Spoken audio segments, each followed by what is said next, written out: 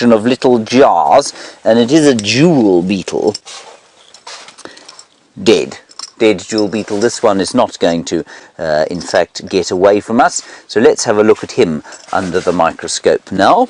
Taylor McCurdy at the moment is fossicking about, but it's not easy, as we said earlier. And oh, this thing is going to be very pretty, and it's not moving, which means it'll be easy to show you. Oh, wee! Emeralds and sapphires, diamonds and rubies. Isn't that stunning? This is amazing.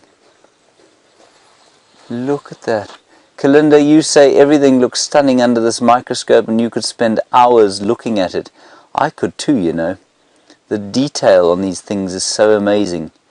Look at that. It just looks like it's been embedded with sapphires and emeralds. Oh, quickly, go and look at Brent. He's got a cat.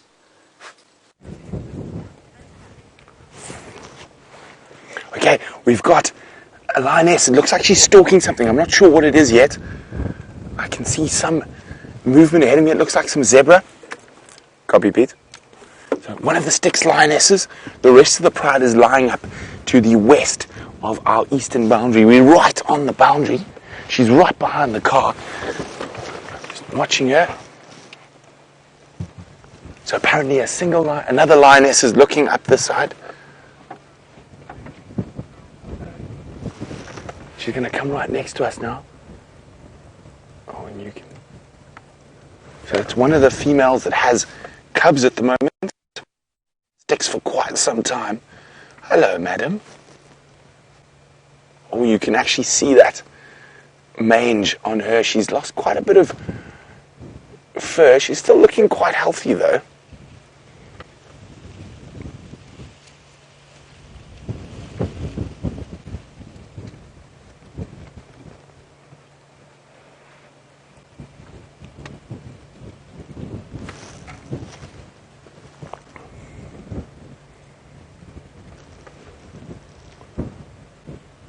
Now, unfortunately, the zebra ran away.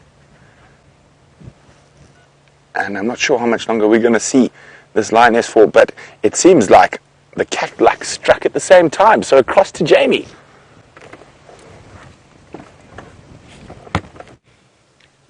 And just the tip of a tail disappearing behind the termite mound. And guess who showed up? Shadow. And guess where she showed up? You know where we were looking at the giraffe? Exactly there. Exactly. She was just casually sitting on the termite mound there. Okay, so we're going to have to do some interesting off-roading here. Where did she just vanish to? Windy, cool, and it's perfect weather for them to attempt to catch something, and hopefully they do that on Cheetah Plains.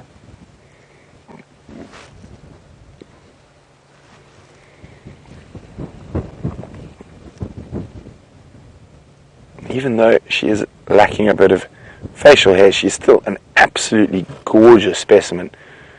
And she's quite a big lioness.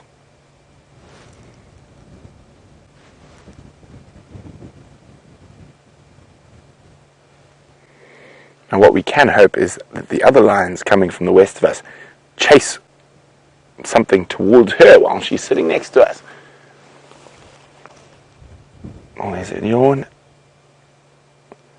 Oh, tired. Maybe Brian's windy thumb is possessing some of the magic of the cub thumb from yesterday.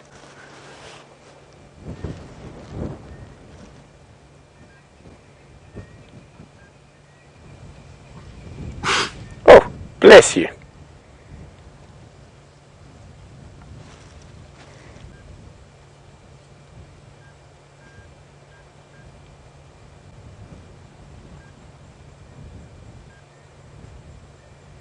Now she's looking back towards where the rest of the pride are. We don't have any visual of them yet. And I'm just hoping they start following her, and rather than her heading back towards them.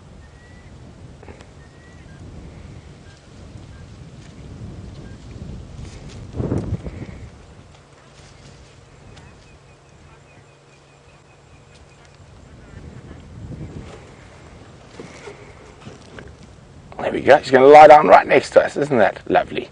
Nisa in Wisconsin is wondering, do I think the cubs will ever recover from their mange? Well, Nisa, it's impossible to tell for sure, but as long as they get to around a year old, there's a good chance that they might survive.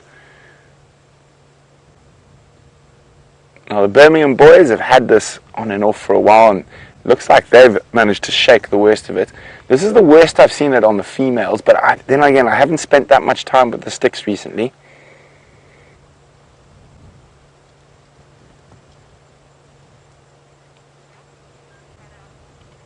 And while we sit and see what happens with the Styx, let's go back to Jamie with a shadow on the move.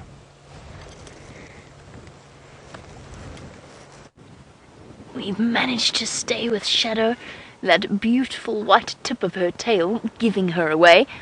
And there she goes on the move towards the Gowrie repeater. There, you see what I mean? That's the best way to try and follow a leopard. It's the part of her that stands out the most. Right, we're going to have to do some interesting off-roading here. I'm going through a monkey thorn thicket. Sorry, not monkey thorn, monkey orange. Oh, there's a log. I found a log. It's okay. It is no match for Rusty. Oh, but that log would be. Uh-oh. Oh, no. Oh, dear. Let's go around this way. This way we go. Okay, everybody duck.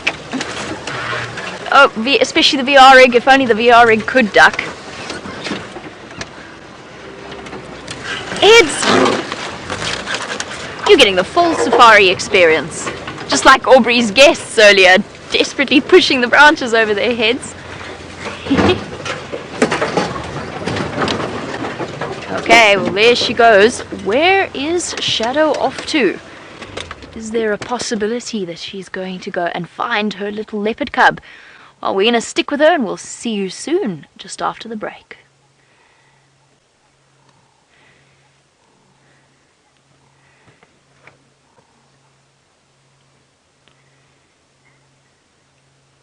Right, well, imagine if Shadow had decided to do that whilst on live television. And what is Shadow going to decide to do? She's going to decide to defecate on live television.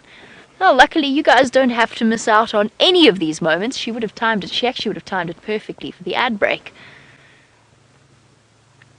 But we like to share as much as possible with our internet audiences, and we do apologize for this view. I'm sure I could have done better. I am so sorry.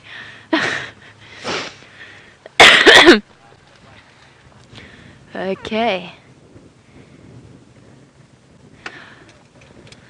She's going to go through an incredibly difficult area. She looks as though she might be on her way towards Hoffman's, but she's got a long way to go before she gets there. I'm still rooting for the possibility that that little cub is still alive and that we're going to have a chance to see it. I'm desperate for that to be the case. Okay, well, we do some interesting off-roading to get to her and to stick with her. Let's go back to Brent and his lovely lioness.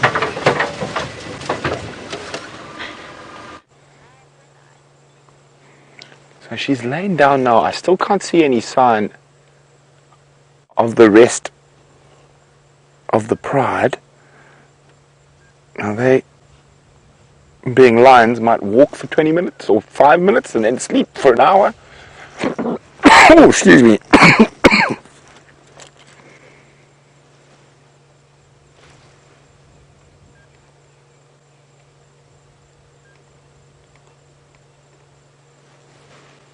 She's still looking towards where the zebra disappeared from.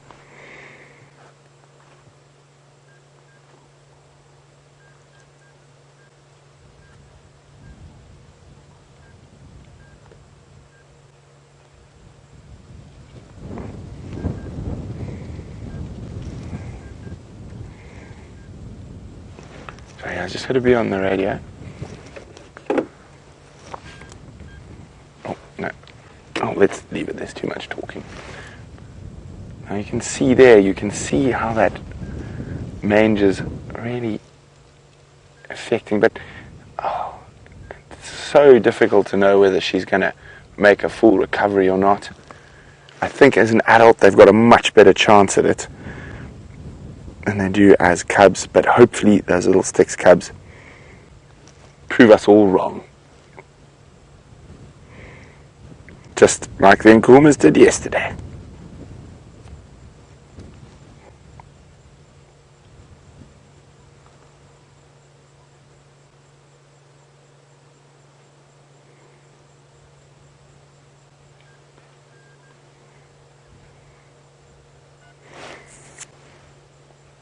Now it's dry, we're just coming out of the cold part of the year, but even out here some animals disappear for part of the year, and Stef's managed to find one.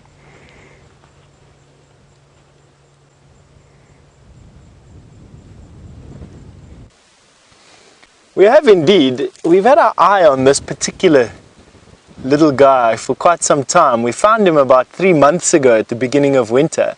And there, coming into your frame nice and slowly, hidden behind those leaves, is an estivating Hingeback tortoise. Have a look at that. He or she has climbed head first into this termite mound, into a hole in the side of this termite mound. I'm still not exactly sure whether the tortoise dug it or not. I'd like to believe that this particular tortoise dug this hole and then climbed inside of it, because this doesn't look like a typical feeding hole from a honey badger or from a porcupine or anything like that. It's even tortoise shaped, if you can have a look at this. But what has been interesting for me is that the entrance had obviously been blown closed with leaves, and I will put these leaves back as soon as we're finished. But on the inside here, something has been disturbing the termites. Those are soldier termites. They're dead, and I don't know why they're dead, but they are dead. It looks like something's been eating them and then hollowing them out. You can see there. And I'm wondering if a spider or something like that hasn't been living in this particular den with this tortoise. So something's disturbing this termite hole or this termite colony, which is then forcing the soldier termites to come and defend themselves, and then they in turn are being killed by something in here. And I can't see anything in there. It's just the tortoise. Gendre seems to think that it was this tortoise's flatulence that has killed these termites. I don't quite know what to believe there. I'll leave it up to you to decide. But we're just going to leave the tortoise in here again. Put her leaves back, or his leaves back, just in the entrance. And it's actually quite amazing at the insulating properties. That's about what it was looking like when we found it. And then we'll leave this tortoise alone, and it's going to be really nice to see when this particular tortoise comes out. We'll keep you posted anyway. Anyway, you're off to Jamie and her fantastic leopard.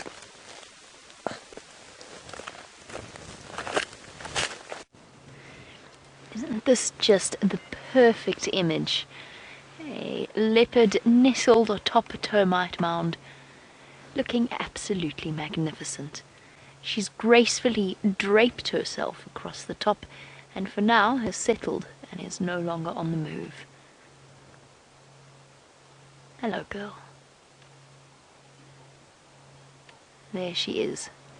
Shadow, I feel, has one of the most distinctly recognizable faces. And she also really does look like Tundi's sister. It's a fascinating thing about the two of them. They're twins. From the same litter, their mother is not identical, but they look like they are related. It's amazing how you can see that sort of genetics in them. When I saw Shadow this morning, she had a bald patch, a sort of scarring area around the back of her neck from when she was mating with Tingana. Otherwise, she looks to be in relatively good condition. She's just listening, her ears turning back behind her to hear any of the sounds. And I wonder where she was.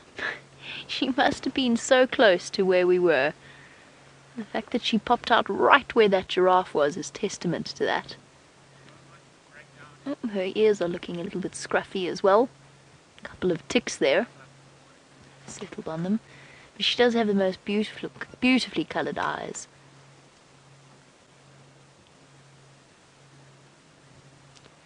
There's an intense stare Talking about staring competitions. How's that for a look?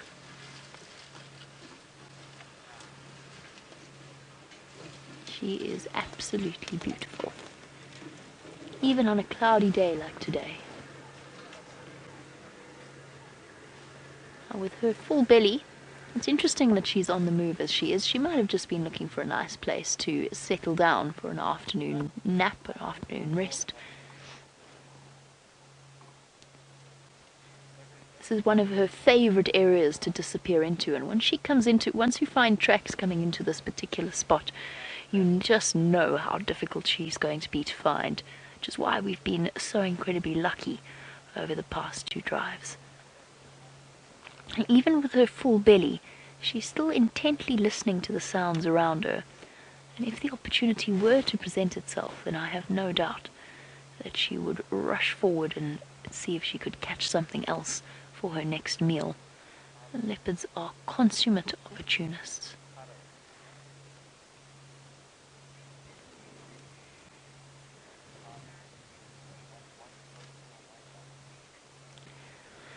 Now, right now we're probably 15 or so meters away from Shadow. David, you want to know what is the closest distance that we would ever put our Jeep to the big predators. It's impossible to give you an exact distance because it differs from day to day and from animal to animal, and even the same animal can have different comfort levels on different days. If something has happened to them that particular day, it's all about reading that animal's body language. I certainly try not to go any closer than usually about 10 meters actually, if that. Usually stay beyond that, just to give that animal a little bit of space. But often what happens to us is that the animals, because they are so comfortable with the presence of vehicles, they choose to come to us. Often the lions come and lie in the shade of the car, or the leopards skirt right past us, almost to the point that they're brushing their cheeks against the side of the bull bar. And you'd never ever get that close to them if you chose to do that, if you pushed them like that. It's the fact that they made that choice that makes them feel comfortable with that sort of distance. I mean, today Shadow had James, Rex and Viam on foot, and they must have been about, I think James said he got within 10 meters of her without her even moving. Our animals have become beautifully accustomed to the presence of the vehicles and the presence of people as well. That's definitely no reason to A, abuse it, and B, get blasé about it. They're still wild animals, and they should be treated as such. And there's lots of interesting and dangerous things out here. It's not just the big predators. There's also some smaller things as well. Let's go and have a look at James and something with a serious sting in its tail. It is a serious sting, but just a word for poor old Shadow. Wonderful to see her looking healthy, looking fat, the tragic figure that she is. We have got something not quite so tragic, well, mainly because it's still alive. Have a look at this. There we go. Well done, Kirsten. Brilliant transition there. Or Rebecca, it may have been. There, everybody, is a scorpion. And this rather magnificent specimen of scorpionhood is Opisthecanthus asper. It has no common name, and it is found underneath the bark of trees. This particular one was found at the base of a guarri bush. There you can see the fangs at the front in exactly the same way that, let me just try and focus in on the fangs, in exactly the same way that you could see the fangs on the solifuge. Remember that? Those are the same things. There they are. Beautifully well shown there, and there's no venom in those fangs, of course, but they've got sort of toothed mouth parts, if you like, but it's the same kind of appendage that forms the fangs on a solifuge. And you can also see the hairs. Look at those hairs there, those white hairs. Now the little interspersed hairs are those very fine trichobothria. Looks like he hasn't shaved properly, or that he's balding. And those trichobothria are really good at feeling air currents, possibly even smelling the bits and pieces of prey that they want. There you can see his rather intimidating pincers, They look especially intimidating when they're under the microscope. And he is harmless to human beings. He might give you a little bit of a nip, but nothing that's going to create any sort of dire effects. And there, of course, the eyes, very similar to the Solifuge's eyes. Let me just do that again carefully. There we are. Sorry, this thing does get a little struggle with its focus. Let's just go down the back there. You can see amazing armor plating and iridescent black and green and purple, a little bit like a starling. There we are. Now I will take him out. Come back to me, Rebecca. Thank you, well done. Now here he is in all his glory. I am thinking about putting him on my hand because he is harmless, but it does make me a little nervous, I've got to tell you. And I don't want to empty him onto my hand sting first. But I don't think he's going to come out. Is he? No, he's not. I think we'll put him back. But this is the kind of scorpion, everyone, that you can put on your hand. He won't do you any harm at all. And in fact, Scott used to make them go to sleep. You see this? See how he's sitting now? If you can get them onto your hand, you see how his tail is sitting. If you put your hand over the top of them like that, they go fast asleep, I'm told. I might experiment while you're away, but while we're away, Stef has got some amazing things that don't normally come out during the day.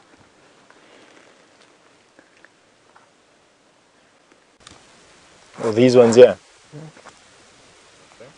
Where?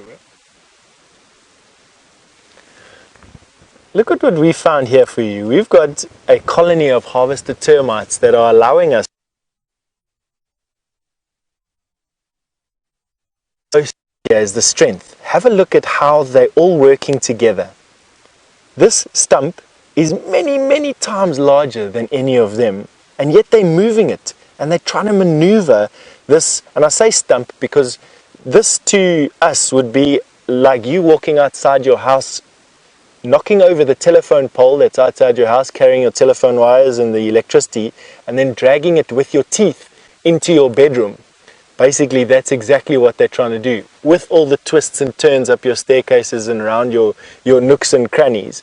Telephone pole in your teeth, not the easiest thing. Just have a look at all of this.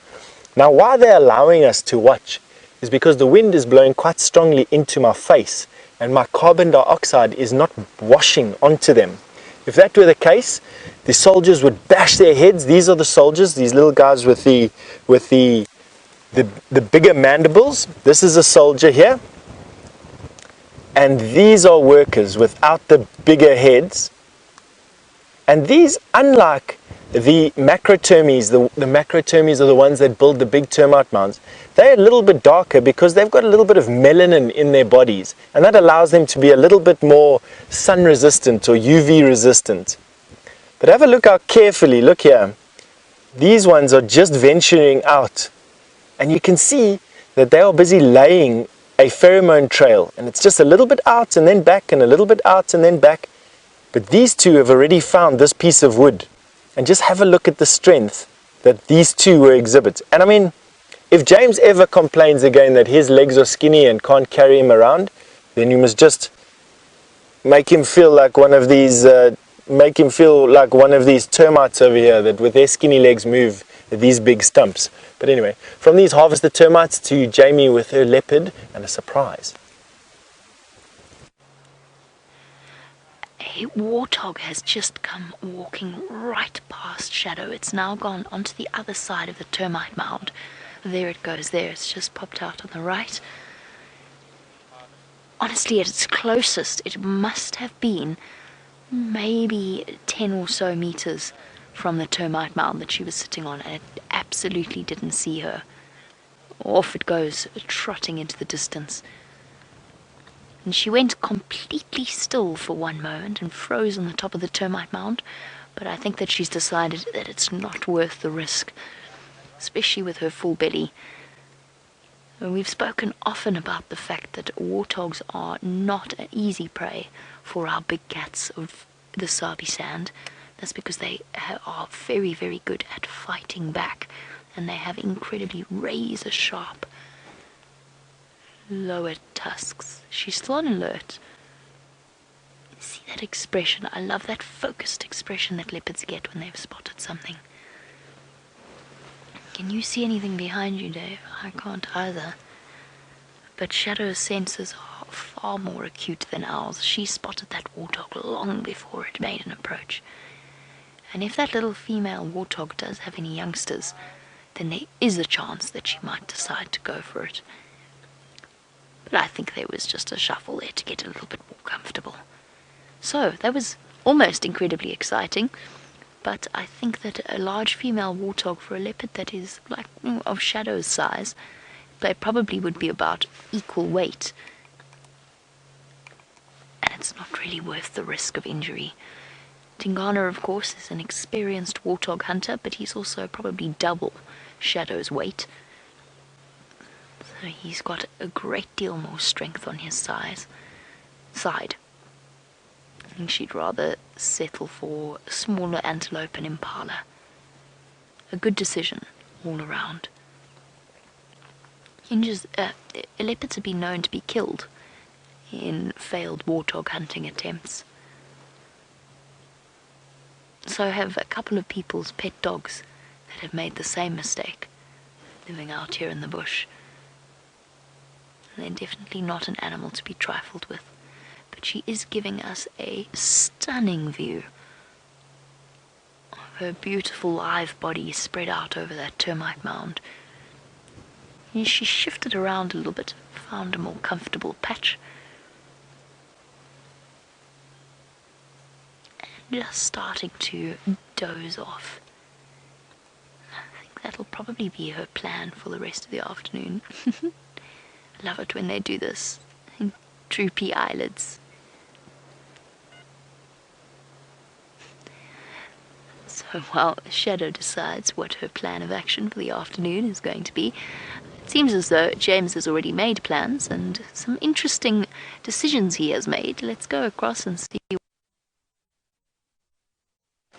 Liam, have you seen the scorpion anywhere? It's not there in its jar anymore. It is. Oh, it's on me! Everybody, we knew it was there, obviously. What I did do is I put it onto my hand, and he didn't bite me at all, and then he decided that he'd crawl all the way up my arm, and he quite likes the warmth. Well, originally we thought he'd quite like the warmth of my armpit, but I think it's just this rather pleasant pure wool jersey that I have on, and he's quite enjoying himself there. We're shortly going to go and release him into the wilderness. You can see the fine knitwear that I'm wearing there. Beautiful, VM, well done on that. We should probably do some kind of advertisement. Now, let me see. If it does bite me, everybody, I will assure you that I'm going to squeal like a small baby. It is not harmful to human beings, the scorpion.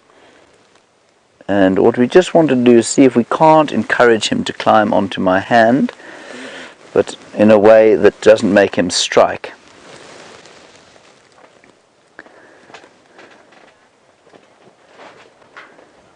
Now, Cameron, age 6, I know that you and your brother and Scott used to love scorpions, and so I'm really, really happy that you're able to share this moment with us, because he's, you know, I don't know a lot about scorpions, and I wasn't as good as Scott at catching them and looking after them, and I'm really pleased to have made a first step in that direction now.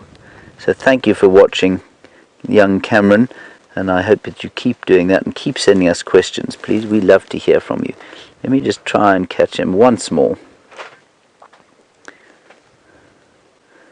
He doesn't want to get onto my hand at all. Okay, we're going to put him back into the bush because that's where he belongs, Cameron. We'll put him back in the quarry bush in which he was. Let's head across to Brent Leo Smith, who has got a lion.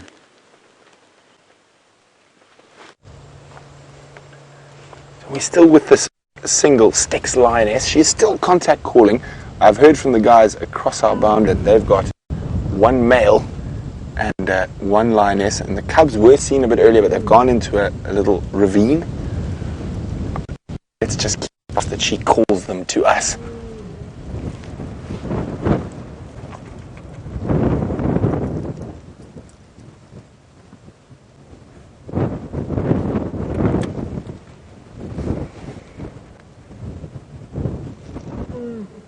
With this strong wind, I can't hear if any others are answering her back, but her calling is becoming more incessant.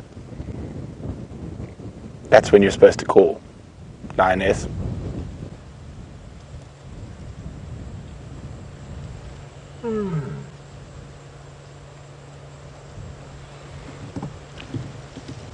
High on the prowl. And on the prowl, I was wondering, do prides have lead lionesses? Not really. They're quite sort of all sort of the same hierarchy, unlike the males where dominance changes. There are females that tend to lead hunts more than others, but when it turns to get up and moving, it could be whoever's the hungriest, whoever spots what's happening first will often lead.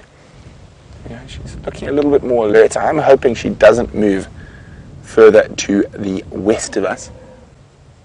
Oh, big doofies.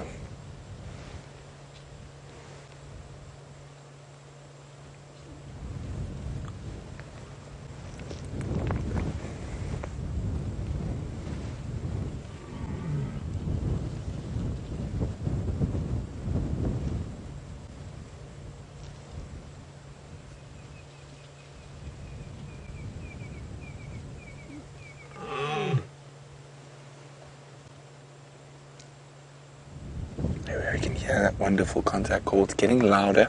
As I said, more frequent as well.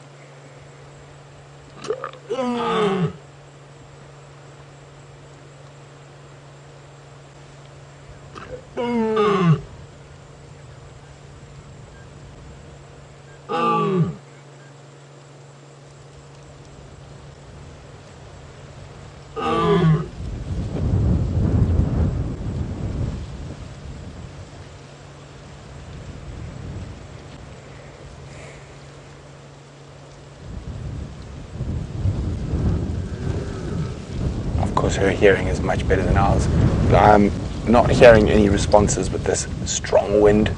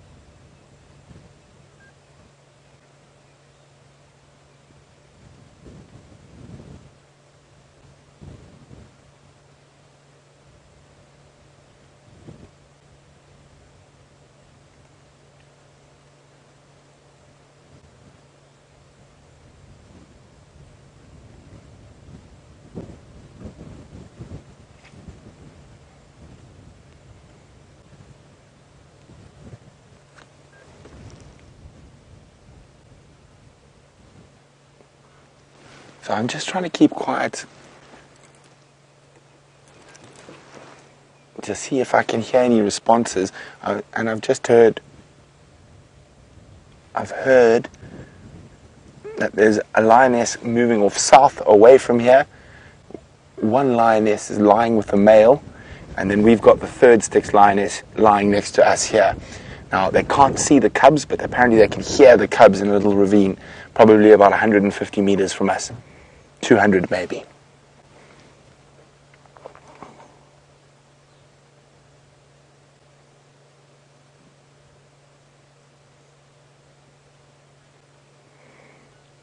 So from one female cat to another with Jamie.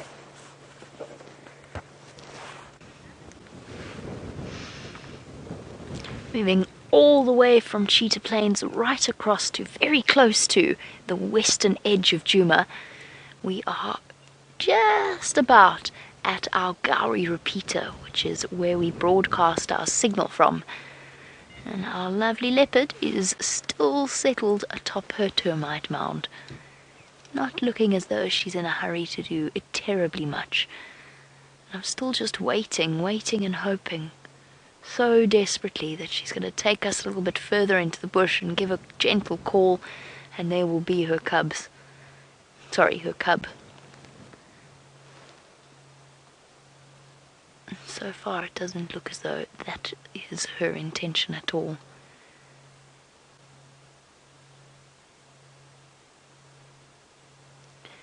As the air starts to close in, it almost feels like it might rain. Bet her weather predicting services or sensors are far more acute than ours. Brian's predicted early rainfall, I don't know, but the sky just seems to be getting heavier and heavier while we sit here. Much like Shadow's eyelids, as she slowly goes back to sleep. I can't help but hope as well that perhaps we might get a drop or two of rain.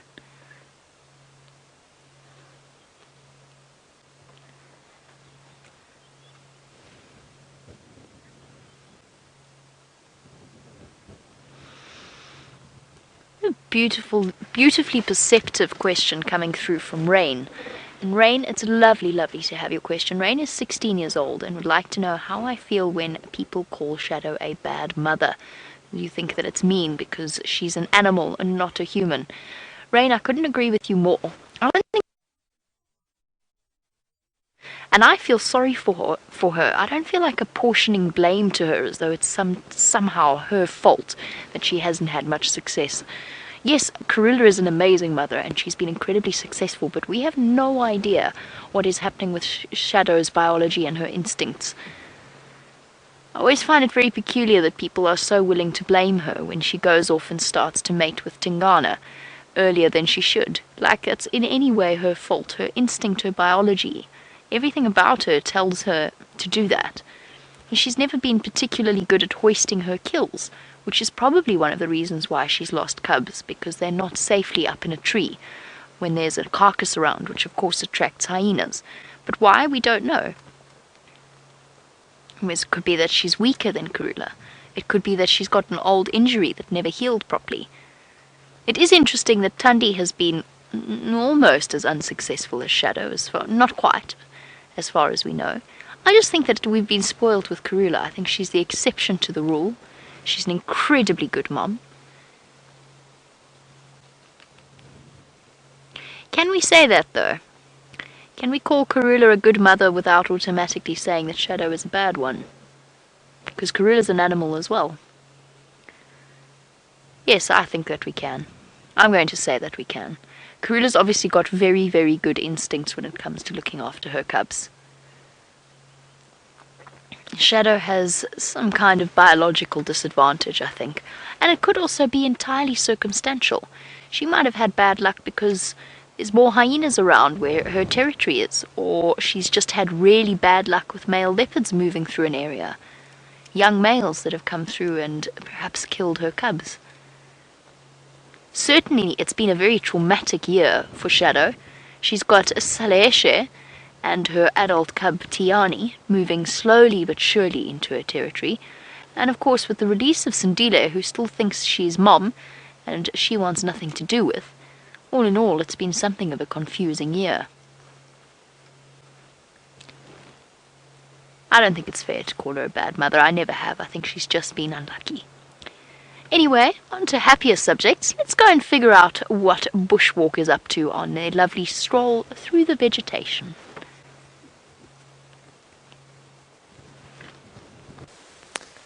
Talking about Sindile, we are on the tree that he had his kill in last week, and just have a look at what we found for you. That is a chunk of Sindile's fingernail or claw. Just have a look at that, embedded in that scratch mark. Isn't that the best thing you've ever seen? So there's a claw mark, and because the impala that he dragged up there was so heavy, it pulled a piece of his nail off. Now, the way nails stay sharp is that they flake, and that would have just been one of those flakes. It's still embedded in the scratch mark. Isn't that incredible here? There's the scratch mark there, and you can see where the toe turned around. Ooh, wonder if he's actually, there's some claw left in there. Shall we pull it out and see? Let's see. No, just a nail shard. But come have a look further down this tree here. And just exactly, this would have been one of his back feet, and he would have just had to pull on that while he was busy carrying that impala. And then coming back down here now, the longest of these scratch marks, or these claw marks on the tree, are just on this side. Isn't that just amazing? I'll just bring you in a bit closer so that you can 3, 4. So it would have been like this. So he would have grabbed the impala in his teeth, he would have had it in his mouth, and he would have up the tree, jumping into the tree, probably to about here. And then he would have put his back leg up, and that would have happened. And that is where those have climbed to here, where he lost his fingernail. This is where he would have pulled hard on the tree and then jumped again. Let's see. Yes, we've got evidence here again. There.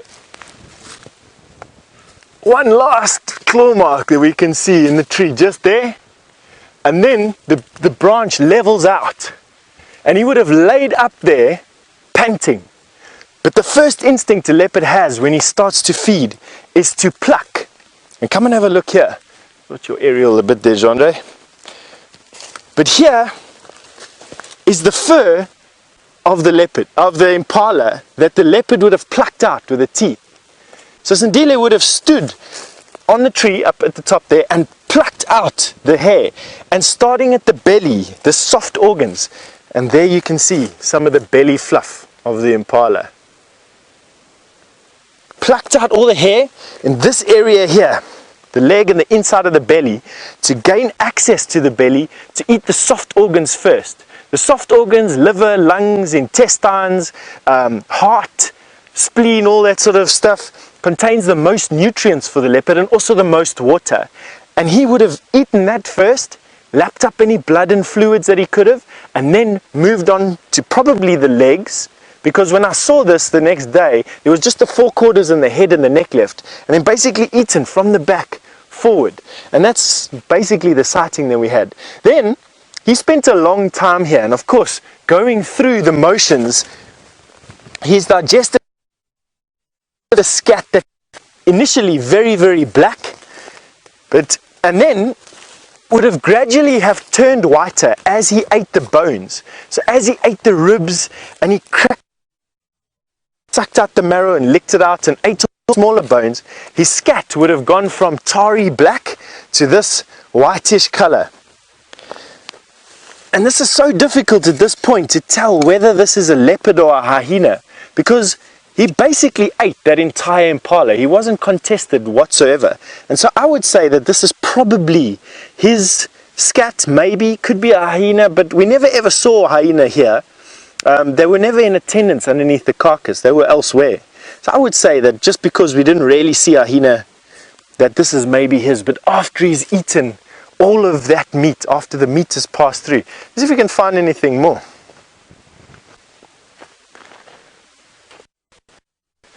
Right, well, we're over here, and probably we've got some elephant coming along here anyway. Right, everybody, we just thought we'd give you a little bit of a view of the outside of the tent. Well, the view of the tent from the outside. Now, I've made what I think is an astounding discovery here. Viam, are you astounded? Absolutely. Yes, he's nodding his head vigorously. This is Acacia exuvialis, the flaky thorn. Righty, that is not the discovery, of course. It is a common tree. Indeed, it is a bush encroacher in many places. But you will notice, and I've only just realized this right now, that the elephants do not eat the bark of this tree. They take out the knob thorns, they take out the red thorns, they take out the splendid thorns, they take out just about all the other acacias, and they chew off the bark. They haven't touched this, and I think I know why. Have a look here. These are some of the bark chips. Now if you go to a knobthorn tree or a red thorn tree and you shave off the bark like that, it's wet and moist, and it carries the moisture and the nutrients from the roots up to the leaves and back down again, the xylem and the phloem, the vascular tissue. This is dry, absolutely bone dry, and it's come right off here. There's just a tiny little bit of moisture. If I cut off a little bit more there, you can see a little bit of moisture there. Now, I don't know exactly how this adaptation works, but I will tell you that I think what happens is that the xylem and phloem are a lot further down in this plant. They may even stretch sort of to a thicker layer, but what it means is that it's completely dry. It's dry wood. There's no nutrition here for the elephants. And I suspect that's why it's got flaky bark, and I suspect it's a direct result of wanting to avoid elephant damage. And I think that's quite an astounding thing. Don't you, Vian? Yes, right. Now, what I would like to do is have a quick look at the rover and see what's happening. The rover seems to be in outer space at the moment, which is quite amazing, but we'll see if we can get it back onto the ground. There it is. Well done, Alex. That was very clever of you indeed. Alex was... he was testing something else at the moment. Right. Here we go with the rover, everybody. There it is. Now it is moving again. I'm going to move very carefully just around and just see if there isn't something coming. Now, over the course of the next little while, we'll be using the rover quite extensively. There will be times when I make a mistake and I move the rover when there's an animal around, and I imagine that until they get used to it, the animals will have a fairly adverse reaction to it.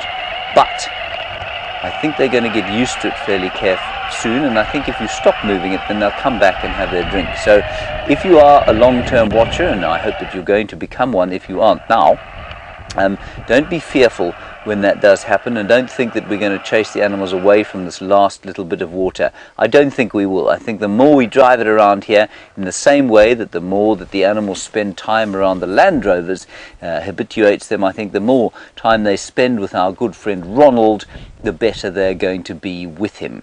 So that's the story with Ronald, and we're probably going to leave him there. Well, maybe a bird or two will come down and have a look. Who knows? Right. Taylor, have you found anything of any use? No, but I found you a knife. You've found a knife and a hose pipe. Well done. Okay, let's go to Brent. We'll find out what that hose pipe's about and get back to you shortly. Can I borrow your knife? Yes, of course you may. I think it's on the table. Welcome back to Cheetah Plains Private Game Reserve, where we are still sitting with a single Styx Lioness. She is busy grooming herself at the moment, but she's still contact calling, looking for the rest of her pride. And hopefully they're going to come join her. We're right on the western edge of Cheetah Plains.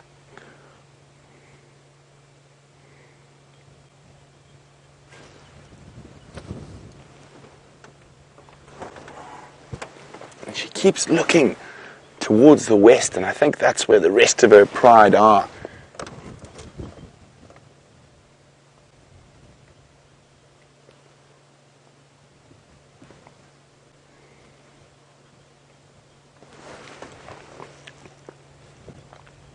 Now, Tucker, who's 4 years old, hey Tucker, would like to know, why do lions lie with their paws up like that? Well, sometimes they're flat, sometimes they lie slightly on the side, and I think in this case it's because of the soft sand, but it's because of their, what we would call a wrist joint. Now, because they use their claws to catch things, they come out in a side motion, so you'll quite often find a lion's front paws lying exactly like that. Now, if she was stretching out to grab a zebra or something, she would hit it sideways, so it's her wrist joint that enables her paws to lie like that. You're not going to see her back paws like that, so the back paws will be a far more rigid joint in the ankle, as if we had to describe it in human terms. So there we go, ankle joint, you can see flat down, whereas the wrist joint is able to face upwards.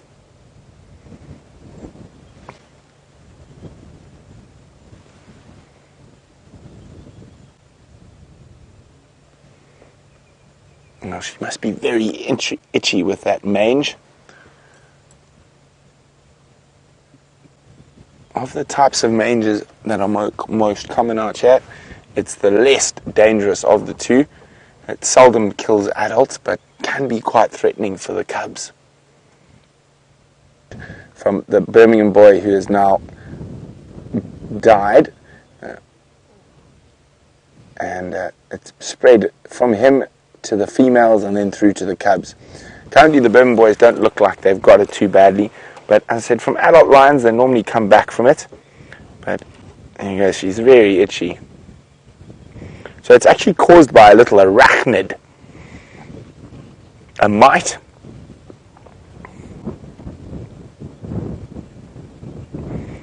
So, I can never remember, Demadrex, or a D something mange. I can't remember why, I can never remember that one, but I can remember the other one, Sarcoptic. But this particular type of mange, or particular little parasite, little ectoparasite, focuses in on the hair follicles. So they will actually go inside where the hair follicle starts, and that's where they will feed in that. The worst kind of mange, which is sarcoptic mange, actually burrow into the skin.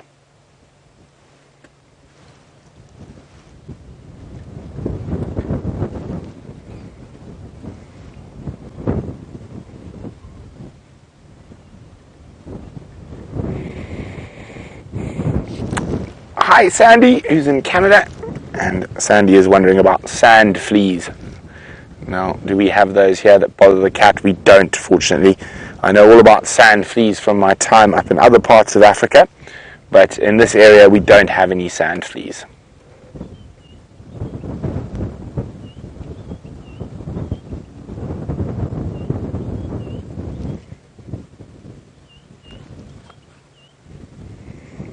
So while this poor itchy lioness keeps grooming, we're hoping that the rest of the pride are on their way here. But while we wait patiently, let's go back to the other cat who's on drive with us today.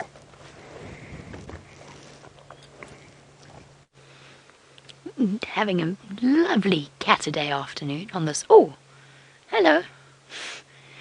That was beautifully timed. She's been snoozing so gently. And just like that, her head popped up. Those piercing eyes, they look, with the sky this colour, they look almost blue in this light. Absolutely lovely. I wonder what made her sit up like that. Is something coming behind us? I don't think so. I can't see anything. But again, as I said, her sense is much more acute than us. Oh! No. And back down again. Well, that's terribly inconvenient, Shadow. That's definitely not the easiest spot to see. Oh, just getting comfortable. She's found the perfect headrest to settle herself down, and as a consequence placed herself in a very tricky position. I can't really reposition at this point to get a better view. I'll wait for a moment and see whether or not she decides to move her head. And just while I know we've been talking about Shadow, and I know that we have a leopard in front of us, but I did promise on the sunrise Jackson about his sighting this morning and get back to you on what he'd said. So I spoke to Fanwell, who is a taxis tracker, lovely gentleman who works for Djuma, and he said that the male lions that he saw this morning in Buffelshoek, one of which was, he thinks, but we obviously don't know for certain, he thinks was Junior. He said he thinks it's the Nkuhuma male. He looks big and strong and healthy, but much younger than the Birmingham boys. It remains to be seen whether or not that was actually the correct identification, or if it was just a young male lion that came in from Manuleti. He did have another male lion with him, but apparently that particular male lion was incredibly skittish, which was why they couldn't really get a good position to clarify whether or not it was Junior or not. So there you go, just an update on that sighting this morning. They were up near Chikana Dam, which is on Buffelshoek, quite close, probably about 3 or so kilometers from where the Nkuhumas are now. They're also on Buffelshoek, but a little bit further to the east. So that's the update I promised, but I completely forgot about in our search for Shadow. Who is quite happy to be fast asleep.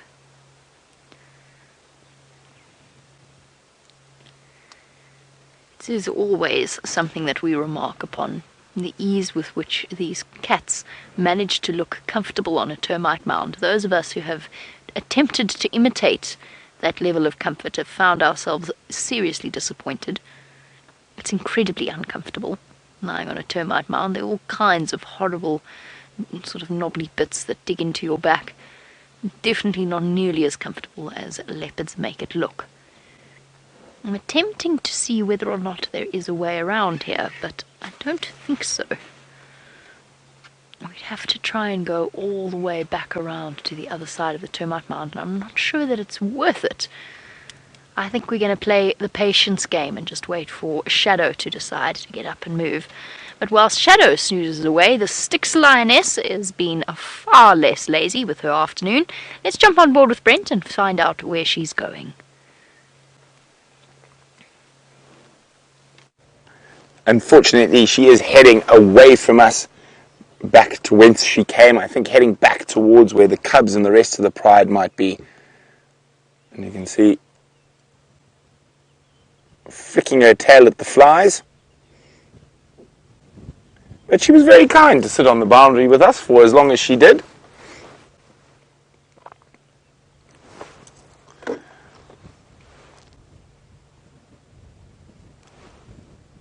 That lioness that was lying up on Greenthorn is now about southwest, back into her nets towards the Shkova.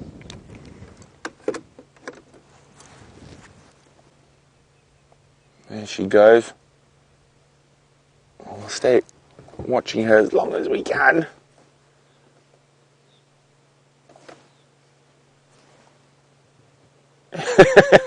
Almost a little look over the shoulder at us there. So hey guys, bye guys. It's been grand. Places to go, cubs to feed. Oh no, itches to scratch.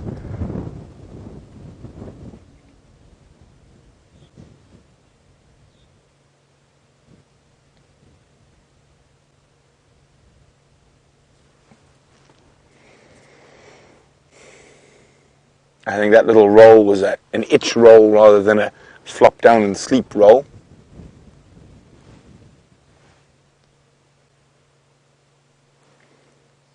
Flicking her tail as she disappears.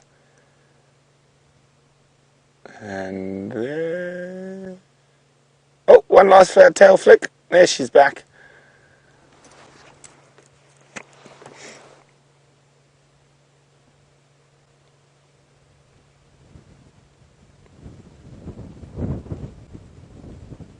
Okay, I think that's it for us in the Styx, unfortunately. I was really hoping she was going to call the rest of the pride this way. It seems like the rest of the pride called her back to the west.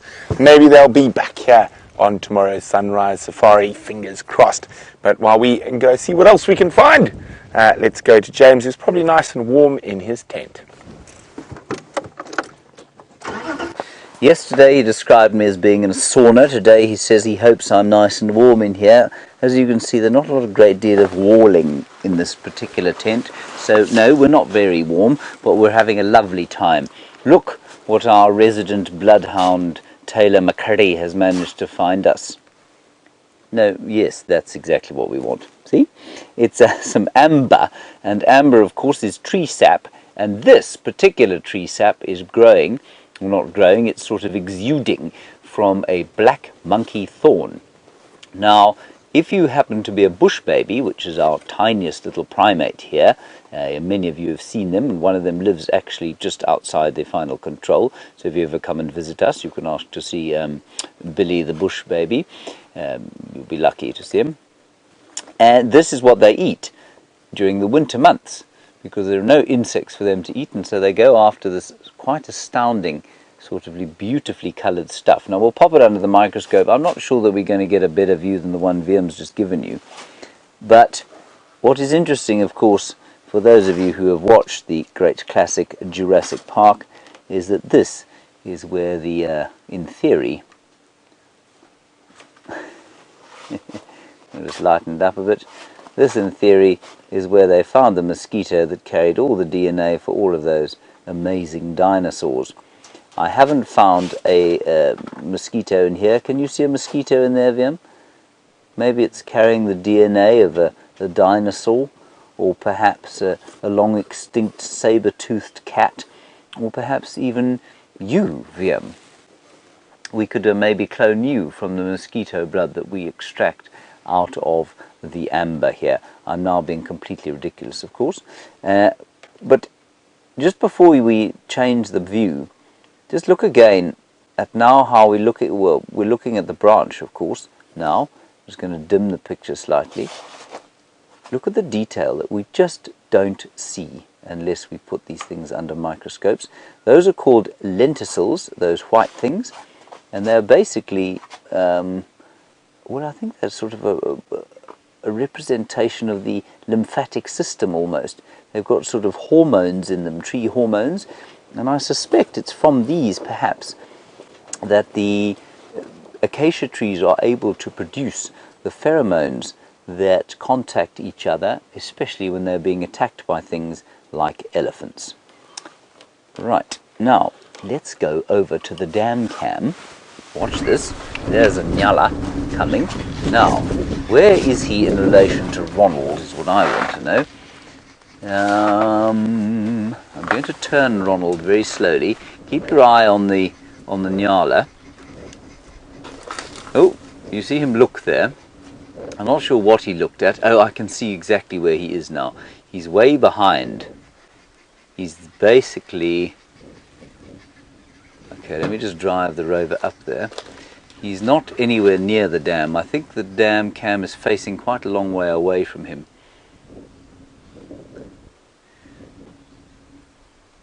I'm just trying to find him with the rover to see if we can't get a view from the ground. But he's moving too fast. Ronald is not very fast, everybody. No, I can't find him, I'm afraid. Anyway, there he is, and he's in very good nick. I think that the Nyalas and the Impalas especially are doing pretty well in this drought, but I think a number of the other animals are starting to wear it. Yeah, I know exactly where that is now. If you go back to the rover camera, if you wouldn't mind quickly. There we are. The rover is looking up at the dam cam, obviously, and that's his home there, Ronald's home. But you can see that perhaps the camera is facing away from Ronald, way off in the distance. He managed to spot that Nyala. So nothing, as we turn around here, has come down to have a drink. Ooh! Look at this. Hello, Gracie, aged 9. You say you love the tent full of goodies. It's school time in the bush and you love to learn. Well, Gracie, we love to learn too, and we love to teach as well. And I hope that you are learning as much, or enjoying learning as much as we're enjoying bringing you this amazing stuff. Now, there's a blacksmith lapwing there, and he's a little bit alarmed by Ronald. So I'm going to stop Ronald there, and let's see if in the interim he doesn't come down to drink again. Marvellous. Well done, Vim. Excellent job. Let's leave Ronald there for now. Okay, good. Now, while I try and find something in here, I'm just trying to see, right, Jamie still has shadow, so I think we should head across onto the termite mound where the princess, if you like, of Djuma is reclining.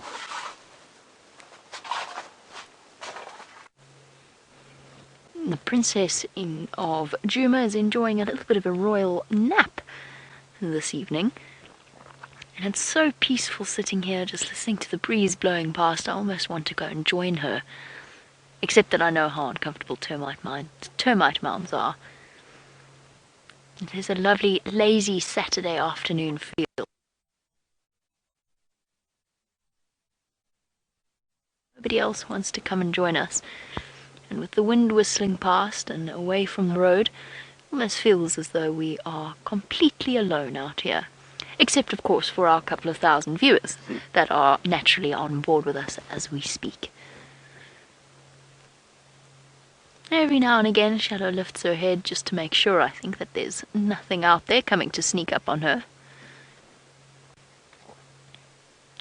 And I think that's one of the big reasons why she's picked this termite mound. And in fact, all leopards. And Ramo, you were wondering, why do leopards like termite mounds so much? And I think it's the vantage point.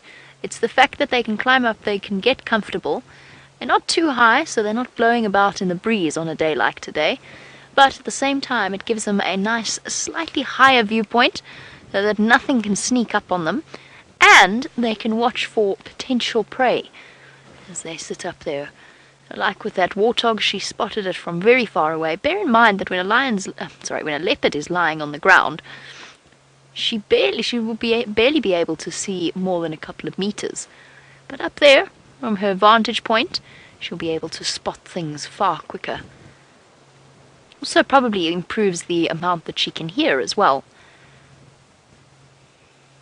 I think that's one of the big reasons why. And it gives them a barrier. Let's say something came charging at her now, perhaps a lion or, I don't know, an elephant. She could go dashing off and use the termite mound as an obstacle between herself and the threat. Sorry guys, bear with me one moment. Standing by. Tax is just calling me. I think he wants to come and join us in this sighting. That's affirmative. She's still flat on a termite mound just to the south of Balanites Road. We should be visible from the road.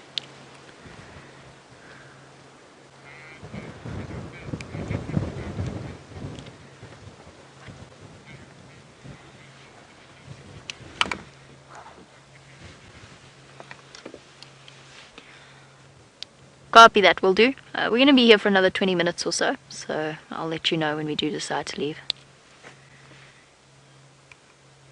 So just updating Tax on what our plans are. He'd like to come and join us, but he says he's still quite far away.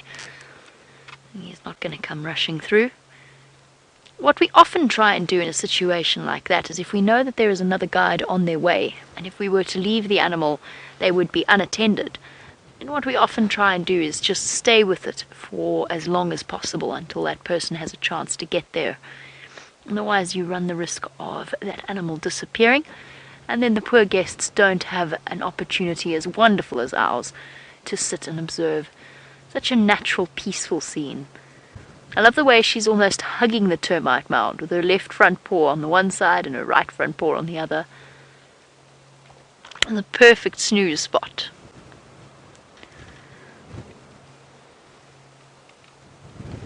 And I think one of the reasons she's been a little bit on edge, head up every now and again, is just because with this wind, the leaves, the dried leaves, are making such a lot of noise.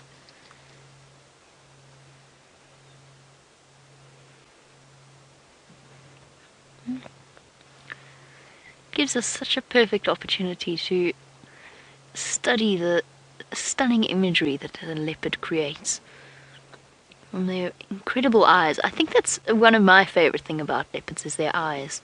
The fact that you get such variation between them. They always look a different color in different light. And then of course the yellowish color of their fur and those beautiful dark spots.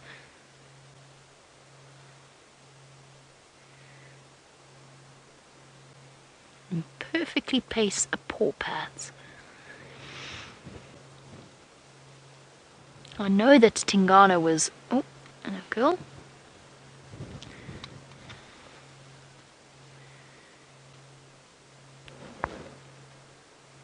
I was about to say, I know that Tingana was somewhere around on Djuma. He had his tracks this morning. She's looking up. There's that look again. Let's see that focus. Wonder if she spied something.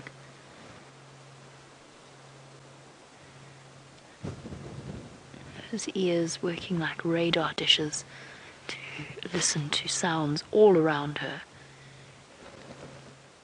What have you seen, girl? I'm just looking behind me just to make sure that there's nothing sneaking up from somewhere else. Dave, can you see anything? I thought I heard something. I thought I heard rustling. And she's relaxed again, so whatever it is, it wasn't something she was going to try and hunt. Might have been some elephants moving off in the distance. I definitely heard more rustling than is just attributable to the wind.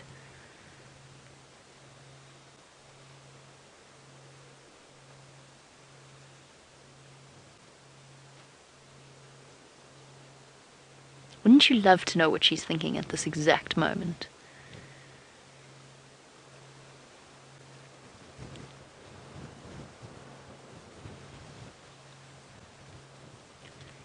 Shadow has proved to be elusive over the last few months. I'm hoping that one positive of Saleshe slowly pushing into the west is that perhaps Shadow will spend a little bit more time with us here on Djuma and on Arathusa.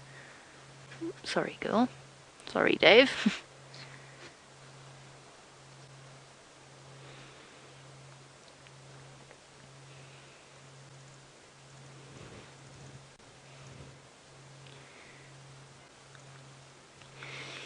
I'm pretty sure I misheard that completely. While we wait for Shadow to decide what she's going to get up and do, from what I understood, we're going over to the tent now to have a look at an eye spine. But I think I've got that wrong. Let's go and find out what it actually is. I see you, everybody. I'm looking at you.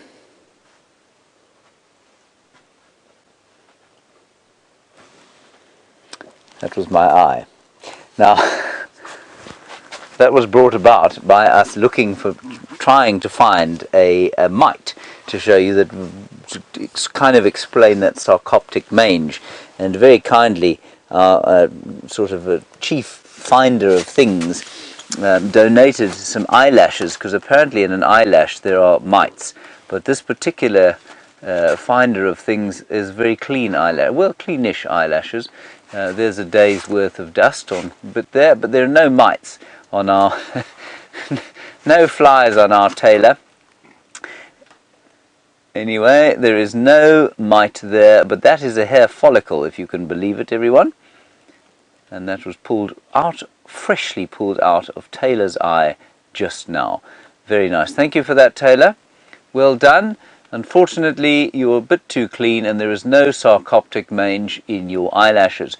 What we're going to do next is send her down to Michael Grover's house, where there are 2 dogs. She doesn't know those dogs. She's going to try and remove some hair from them and see if we can find some mites on those. She may or may not return. We hope she does. Right, in the meantime, I've got a quiz for you. What animal do you think this comes from, everybody? It's an enormous bone, as you can see. And I'd love to know, quiz-wise, what animal you think it comes from. Hashtag Safari Live or questions at WildEarthTV. Tell us where you think this astounding bone comes from. I'm not going to tell you what part of the animal it came from. And I'll be very interested to know if anybody is able to guess it. I'm not going to tell you today if you don't get it right. That is not part of the bone, of course, Viam. That was where it was hanging from the wall. Oh, yes, no, it's not part of the bone, no. So, it'll be quite interesting to know. And if you don't know... Right, Aaron in New Zealand, I thought you were already going to answer the question. Here, you say it would be interesting to look at baboon hair versus human hair. I think it would be very good to look at that. I, of course, can't show you my own hair on account of the fact that I don't have any anymore, but we will befall on some of the other people in the camp, perhaps, to give us some hair. Maybe I could take some of you. You've got plenty. You've got much too much hair. We'll get some of his, and hopefully we'll find a baboon. Now, come over here. Well, we're not going to pull it out of baboon. We'll hopefully find some baboon hair. Oh, hang on. Let's go to the dam cam quickly. The hippo is on his way back. There we go. Now I can see exactly where that chap is, and I'm going to try and get Ronald into position. Ronald, don't frighten the hippo. In fact, you know what? I'm going to wait for the hippo to come over the top, and then this is going to be amazing. Right? Okay, I can see where he is, the hippo. Just before he pops his head over the top, I'm going to move Ronald and just turn him so that he can face the hippopotamus.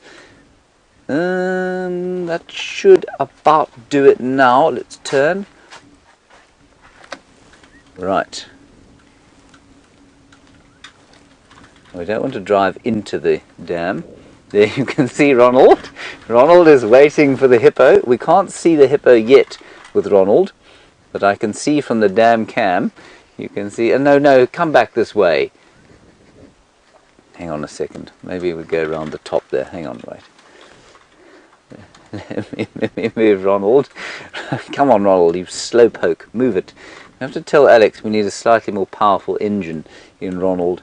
The hippo, you can see, is not reacting to Ronald at all. That's because he is unsighted, and Ronald cannot see the hippo just yet. But wait 1 second. Soon the hippopotamus is going to be within Ronald's sights. This is astounding. There, I can see him. I can see him. Cut to Ronald. Quickly. There.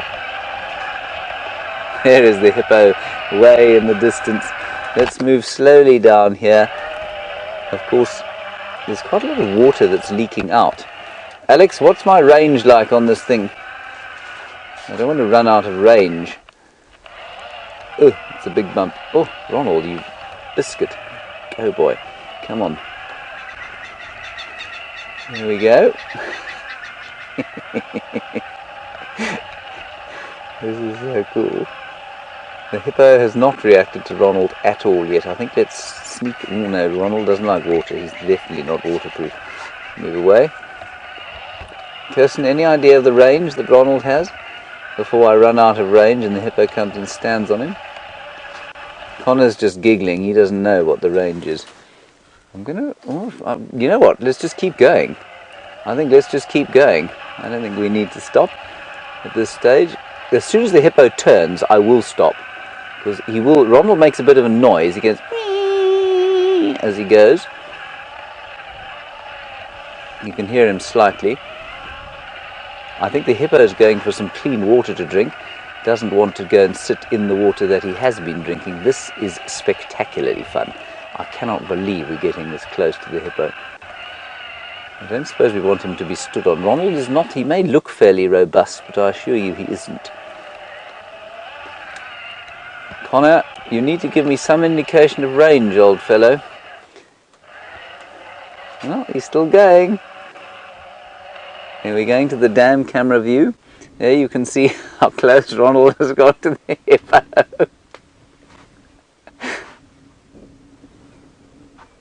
Oh, this is too fantastic. Okay, now, I'm feeling quite nervous for Ronald, inanimate as he might be. Let's get a little bit closer. The hippo has not turned around yet. And back to the dam cam view, have a look at that. There is Ronald making his way to...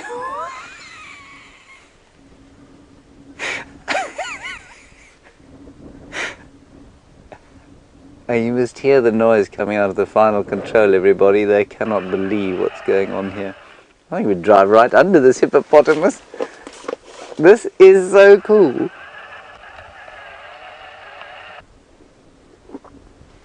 Look how close he is. Ronald is very close to the hippo. I can feel his heartbeat slamming.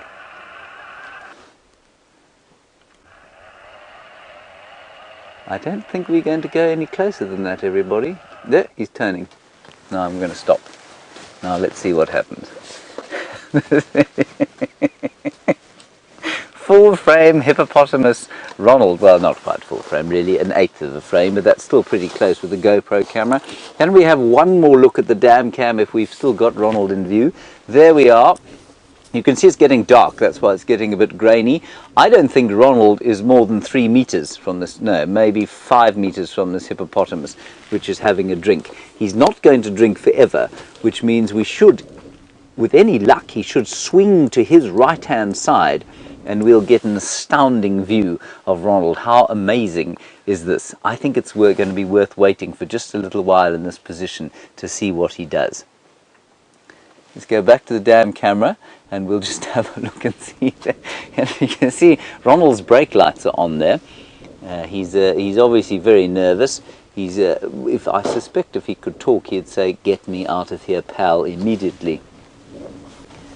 Now this is why Ronald is such a magnificent addition to this drive. You can see him there, and if you go... And Donna, you want to know if Ronald has got life insurance? Ronald is just creeping forward. He doesn't have life insurance. He has Alex and Connor. I got to tell you though, I'm going to need life insurance if Alex or Connor get hold of me once this hippopotamus stands on Ronald. They're going to be very cross with me indeed. But you know, that's just the way it goes. They make the tech, I break the tech. That's how it works, isn't it, Liam? Yes, he's nodding vigorously. He agrees completely. This is the thirstiest hippopotamus in the world. Shall we sneak it a little bit closer? Moving a little closer now. This hippopotamus has not reacted at all. Alright, just past that done, then we're going to stop. Alright, we'll stop. Now I'm getting messages from the final control saying, let's not push it. Well, okay, we won't. Let's just watch him from there. You can see there Ronald basically almost underneath the hippopotamus.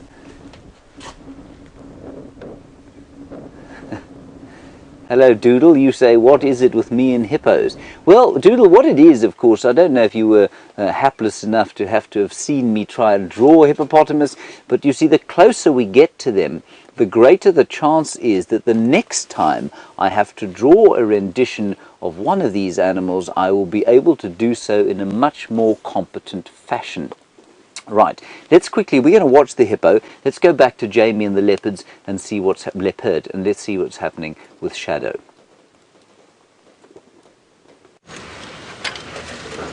Our lovely leopard is up and on the move, and I'm desperately trying to stick with her. You okay there, Dave? You still on the back? Well done. So she's been scent marking as she goes along, stopping at the marula trees and the other large trees. She is. She's slowly making her way towards the western boundary of Djuma and towards Arathusa.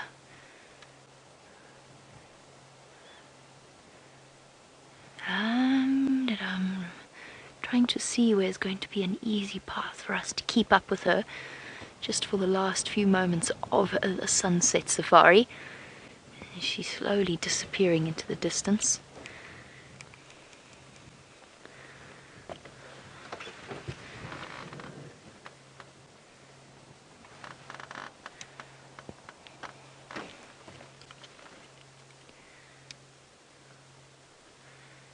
Okay. Alright, off we go.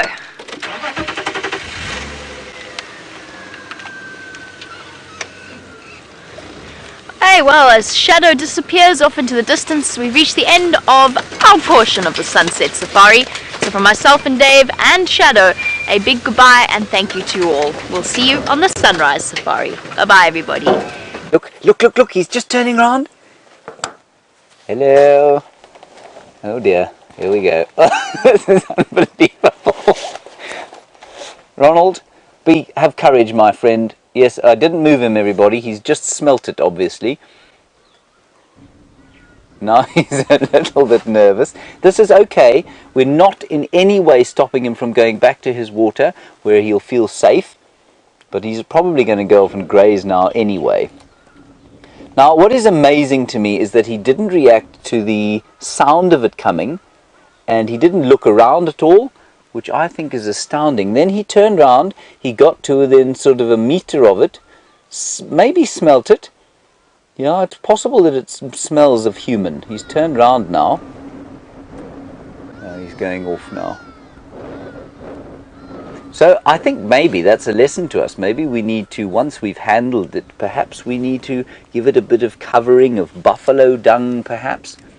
You can see Ronald is stopped, and the hippo thinking about looking at him again, and also thinking possibly about looking or eating that elephant dung. Hippo will do quite a lot of elephant dung eating. I think we'll turn Ronald around. There we are. And we'll drive him back up to the top where he can be collected so that the collectors don't destroy him. Oh, this is wonderful. I'm just going to leave Ronald over there for now. Ellen and Renee, you say, is this a buffalo hip? I'm not going to tell you what it is until we get the right answer. It's not a buffalo hip or leg bone. Look at it carefully again. Kitty, kitty, bang, bang, a bit closer. You say a giraffe spine bone, but no, it isn't. You're going to have to think out of the box, people. Mike or Valerie, an elephant vertebra? Nope, it isn't. I'll tell you that it is a vertebra. It is a vertebra, but it is not an elephant vertebra. I'm not going to tell you what it is. We're going to maintain this over a few days. You've got to think out of the box here. Okay, so I'll tell you it's a vertebra. That's all I'm going to tell you. It's amazing, isn't it? Absolutely enormous. It's about the size of my trunk. Okay, we're going to pack it in now, everybody. We need to zip up the tent, get out of the wind, and make our way. We'll go and collect Ronald, basically. So while we do that, thank you very much for joining us in the tent this afternoon. I've had a wonderful time. Big thanks to Taylor McCurdy and to VM. We'll see you tomorrow, probably, well, not in the morning in the tent, but in the afternoon. Until then, stay safe and happy. Bye-bye.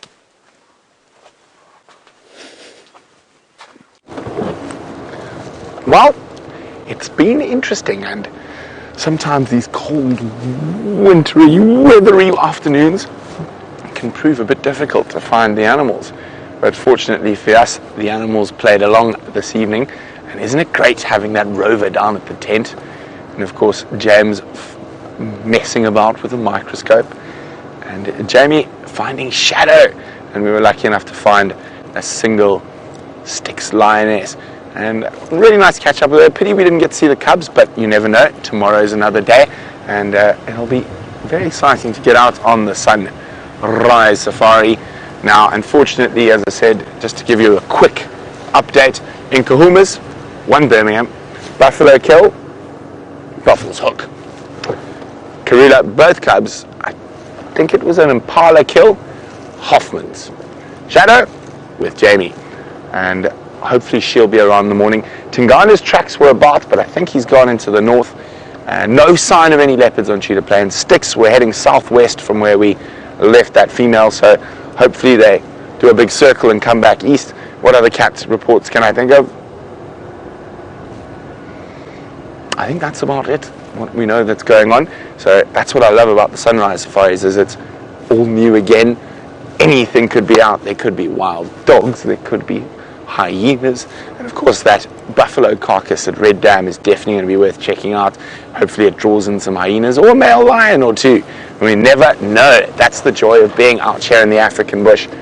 And no, not much of a sunset this evening, but we are coming towards the end of the sunset safari, and it's been fantastic being with you. So from the Killer Bees and the Windy Thumb, we'll see you in the morning.